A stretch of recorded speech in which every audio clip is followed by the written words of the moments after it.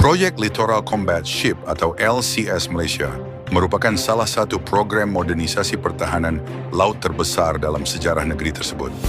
Diluncurkan pada 2011 dengan nilai kontrak sekitar 9 miliar ringgit, proyek ini bertujuan membangun 6 kapal tempur pesisir modern bagi Royal Malaysian Navy, RMN. Kapal ini diharapkan menjadi tulang punggung armada masa depan, menggantikan kapal korvet dan fregat lama yang sudah berusia puluhan tahun. Pembangunan dilakukan oleh Boustead Naval Shipyard di Lumut dengan dukungan desain dan teknologi dari perusahaan Prancis, Naval Group.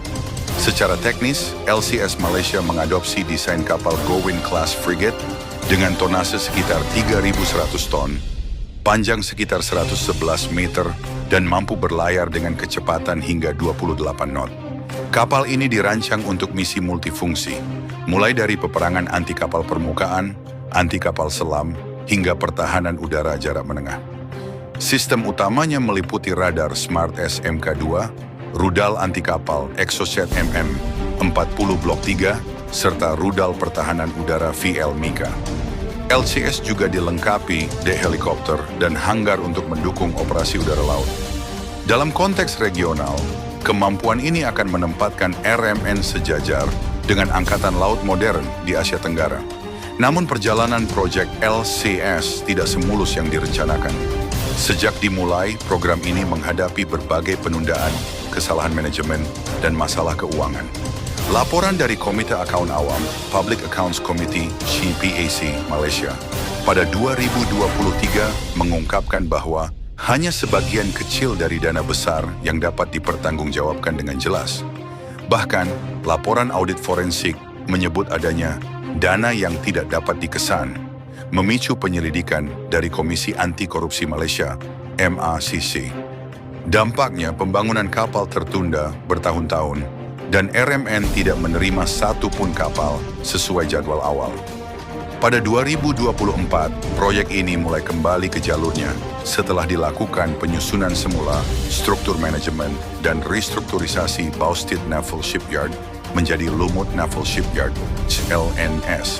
Kementerian Pertahanan Malaysia mengumumkan bahwa desain rinci telah selesai dan kapal pertama kini berada dalam tahap penyelesaian akhir.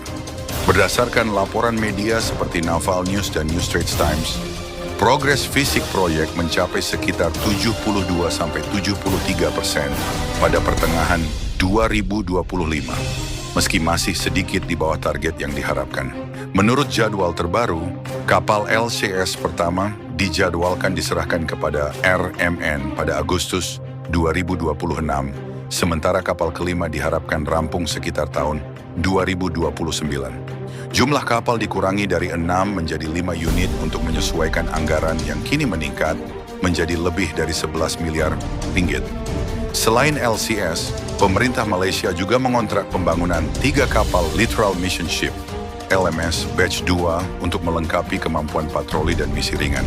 Kedua proyek ini diharapkan memperkuat kehadiran maritim Malaysia di Selat Melaka, Laut Cina Selatan, dan wilayah Sabah Sarawak. Walau secara strategis penting, proyek LCS mendapat kritik luas dari masyarakat dan analis pertahanan. Mereka menilai penundaan panjang dan kenaikan biaya menunjukkan lemahnya tata kelola proyek strategis nasional.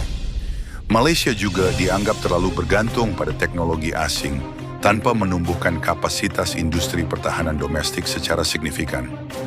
Kritik ini kontras dengan tujuan awal proyek yang ingin menjadikan Malaysia mandiri dalam pembuatan kapal tempur besar.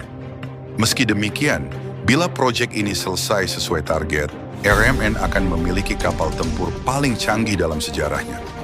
Dengan kombinasi radar modern, rudal anti kapal, serta kemampuan peperangan bawah laut, LCS akan menjadi aset strategis untuk mempertahankan kedaulatan maritim Malaysia di tengah meningkatnya ketegangan di Laut Cina Selatan.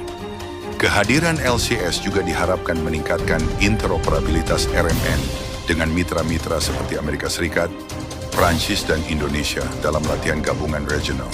Dari sudut pandang kawasan, proyek LCS Malaysia memberikan pelajaran penting bagi negara-negara ASEAN lain, termasuk Indonesia.